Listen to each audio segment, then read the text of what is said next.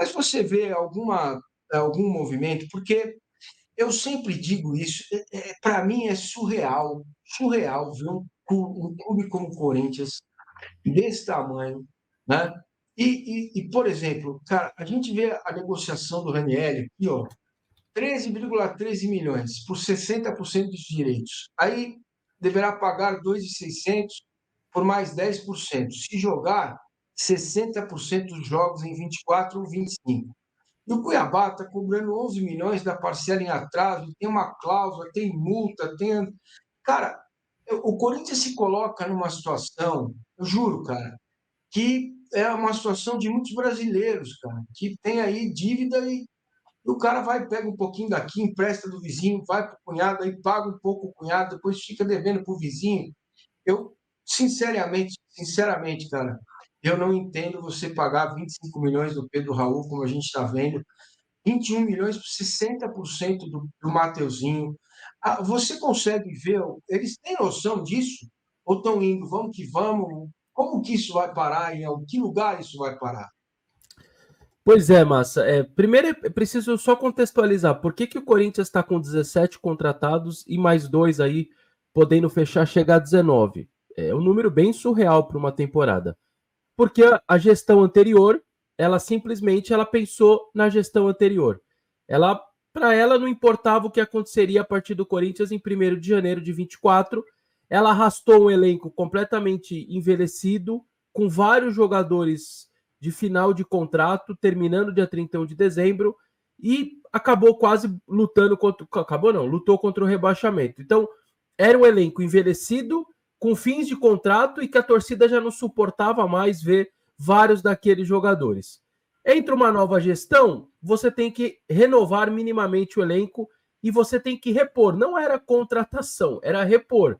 Só que aí entrou, bateu uma hora, o Corinthians, para vocês terem uma noção, na primeira rodada, o Corinthians pega o Guarani com -2 no banco. Na segunda rodada do Paulista, -3. Não teve jogador para preencher o banco de reservas. Tinha a copinha rolando, então a molecada estava em Marília, 3 na seleção sub-20, 3.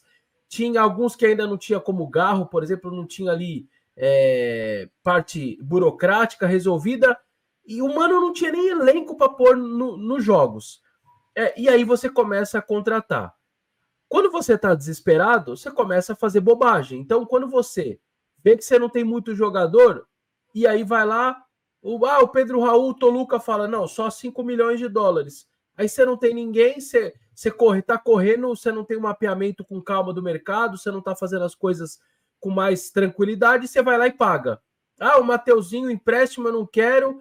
Não, sem fixar, então devolve. Aí o jogador, não, eu quero jogar, o Botafogo tenta contratar, o Corinthians, não, mas eu quero o Corinthians, aí vê o jogador se esforçando, vai lá e abre e aceita pagar o valor que pagou. Então, tudo sempre muito feito com desespero e tudo mais. Então, só para explicar, porque quem estava mudando aí, eu não sei quem estava apertando e mudando as telas, deve ter ficado até com dor no dedo.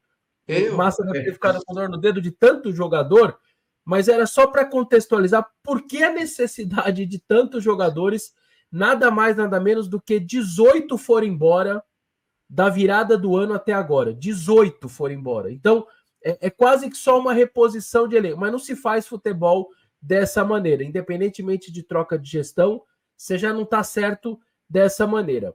As duas janelas, a de janeiro feita de maneira abrupta, correndo e gastando certamente muito mais do que poderia gastar.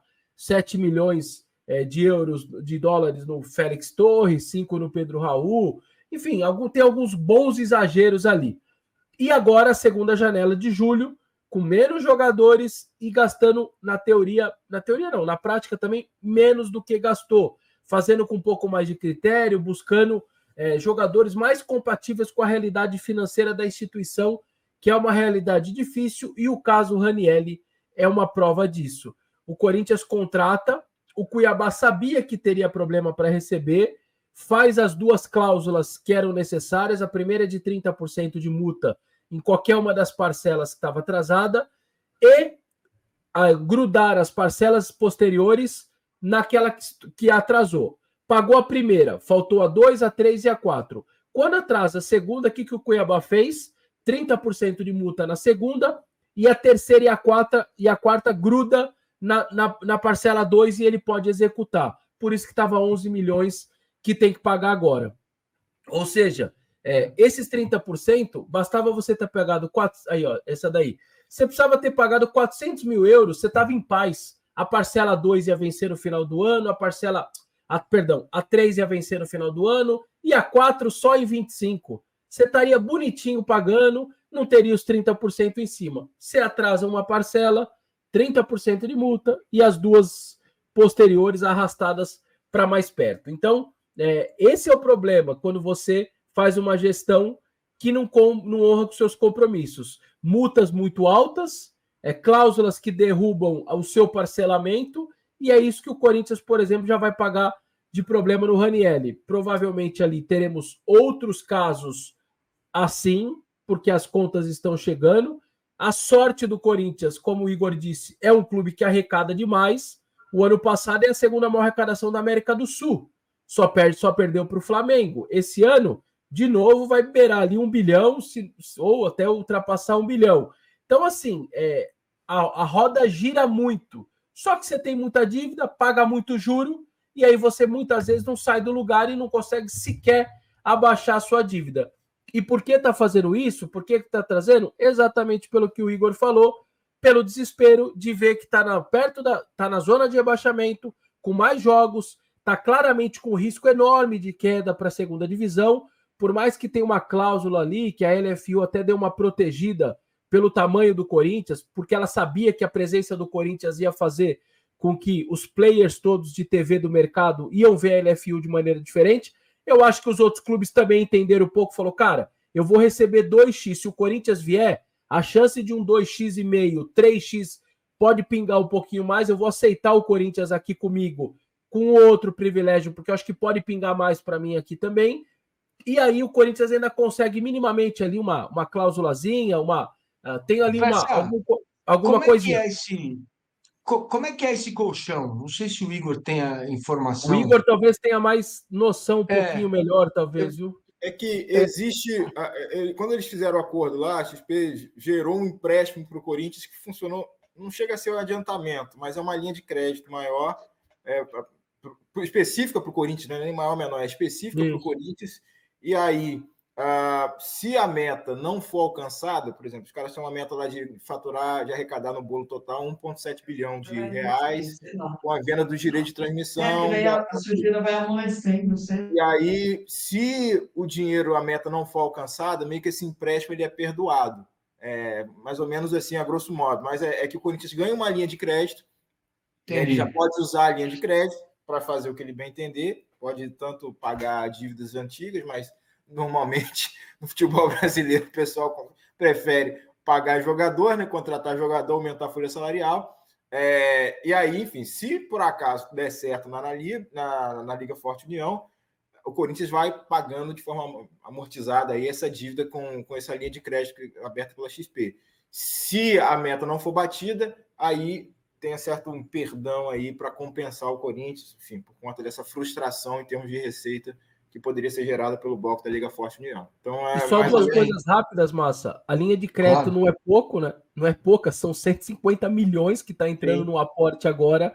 É um baita de um dinheiro enorme, então até me estranha essa parcela atrasada do Cuiabá, porque se não entrou a totalidade, está entrando boa parte desses 150 milhões, já entraram, ou estão perto de entrar, enfim, uma parte certamente entrou. E outra coisa, quando vocês estão vendo aí, é só para deixar claro, Diego Palácio sem custo. Gente, nós estamos falando aí de direitos econômicos. É quando você paga para o outro time para ele liberar seu jogador. Então, quando está ali sem custos, é só econômico. Nós não estamos contando luva, comissão do empresário e salário. Isso daí, todos eles aí têm. Por isso que, por exemplo, tá aí no Coronado, tá lá, custo da operação mensal, 2 milhões por mês. Não teve que pagar pro Al Ittihad, nada, sem custos. Mas tem luva, comissão do empresário e salário, todos eles, só para deixar claro como é o mundo do futebol.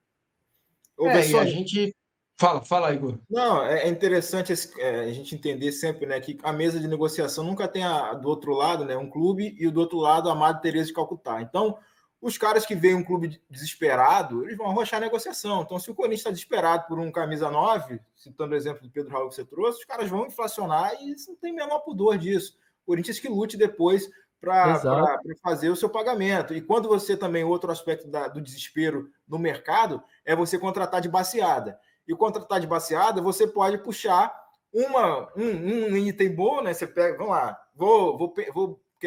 sou garimpeiro lá em terras legalizadas, por favor. E aí, quando eu jogo a minha peneira para puxar, pode vir uma de ouro, vai vir um monte de lixo junto. Então, vem pedra que não serve para nada. E aí, quando você faz essa baseada no mercado, é difícil você acertar os 17 nomes, por exemplo. Então, ficam não só o prejuízo ou o custo técnico para o elenco como um todo, mas também, sobretudo, e é o que a gente está falando aqui também, o aspecto financeiro, de você pagar salários às vezes inflacionados, ou o fato só de pagar um salário para um cara que você não vai precisar utilizar. Então, isso tudo vai engordando o endividamento do clube, tanto a curto prazo quanto a longo prazo. A gente sabe que questão de salário vira dívida trabalhista, que é um negócio louco, né? E essas questões com os outros clubes são dívidas cíveis, mas e contextos financeiros que a dívida financeira do Corinthians vai sempre engordando. Se a gente pegar o relatório dos nossos amigos lá da Convocados, né, do César Grafietti e tal, ele pontuou aqui sobre o fluxo de caixa do Corinthians no ano passado, 225 milhões negativos de resultado financeiro. Então, é um efeito que o clube precisa pagar 225 milhões de custo de endividamento, de juro, de todos esses encargos. Isso vai atrapalhando, né? No final das contas, faz com que o fluxo de caixa da operação tenha sido negativo, mesmo com o clube sendo um canhão de geração de receita, como você mencionou, Vessone. Muito bem. A gente vai.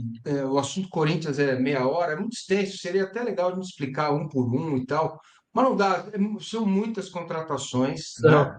São muitos jogadores. Eu estou colocando aqui um pouco, né? Tem essa questão do Flamengo agora.